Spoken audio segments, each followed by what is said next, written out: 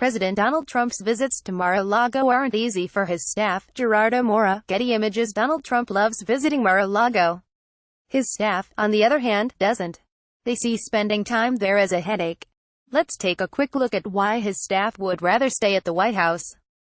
1. Trump's staff can't control who he comes in contact with back in Washington, D.C., about 1,000 miles away from Mar-a-Lago. Trump's White House staff can only control so much of his Florida surroundings. When asked about the president giving an interview, "What interview?" today, was the response one White House staffer told the Washington Post. Unbeknownst to the staff, while eating lunch at Trump's golf club, a New York Times reporter saw Trump and interviewed him for a half hour. Next, this is no longer off-limits to Trump. Access to people and information is easier. He is able to talk to guests. Raedle, Getty Images. Trump can talk, unfiltered, to guests of his establishment, the Trump International Golf Club. The president is able to get a lot of information that is normally blocked from getting to him, Roger Stone, a Trump campaign advisor and longtime friend, told the Washington Post. This makes the president's staff uneasy for good reason. There could be an unforeseen media storm. Next, nearly any kind of this member can reach Trump. 3 members of the golf club can talk to Trump. It's not like being at the White House. Drew Unger, Getty Images. Nearly any club member determined enough can eventually reach the president. The Washington Post reported. This is a bad thing for White House staffers because anything can happen when a member speaks to the president. They haven't been vetted by his staff or told about talking points. It's another iffy situation for Trump's staff. Next, Trump is even less guarded. For the president's guard is down, he's able to relax in Florida. Raedle, Getty Images. Florida is a place where people go to relax and get away from the stress of everyday life. The same goes for Trump. In Florida, he's able to relax and put down his guard. This could make for a disastrous news cycle or tweet, one of which we'll talk about later, no doubt causing another fire for Trump's staff to extinguish. Next, there are fewer handlers to keep the news cycle in check.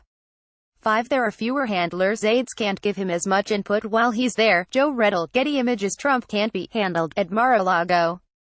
Trump often is most unrestrained and unfettered, making it harder for his West Wing staffers to control his daily media diet and personal contacts as they try to do in Washington, according to the Washington Post. He can read any news he likes and tweet about whatever topic he likes without getting input from aides. Next, nobody can tell Trump where he can and cannot go. 6. Trump's a wild card. It's hard to manage him. Mandelnon, AFP, Getty Images. While this remains true at the White House, in Florida there are fewer staff members to manage Trump. No one likes being managed, but the job of president requires a team. At Mar-a-Lago and his golf club, Trump can say and do anything. Nobody tells Donald Trump where he can and cannot go, Stone told the Washington Post. Next, Trump is a creature of habit. 7. His routine is the same. The public might be able to figure out when he's playing golf. Andy Buchanan, AFP, Getty Images. Having a routine isn't a bad thing. But as president, the public practically knowing your every move can be problematic. Trump's routine in Florida doesn't deviate much from watching TV, working, eating, and playing golf, according to the Washington Post. This means the public has information about his whereabouts. Next, it's filled with a scandalous history. 8. It's where Trump accused Obama of wiretapping Trump Tower. He has no qualms about throwing around accusations. Raedle, Getty Images. In early 2017, according to Vanity Fair, Trump visited Mar-a-Lago to relax and unwind. That didn't happen, largely because it happened just a week after Attorney General Jeff Sessions recused himself from the federal investigation into the Trump campaign's alleged Russia ties. An angry Trump began tweeting from Mar-a-Lago, accusing former President Barack Obama of wiretapping Trump Tower during Trump's 2016 presidential campaign. Next, is Trump breaking rules at Mar-a-Lago? 9. Trump uses Mar-a-Lago's helipad for unofficial presidential business. He uses the helipad for presidential business.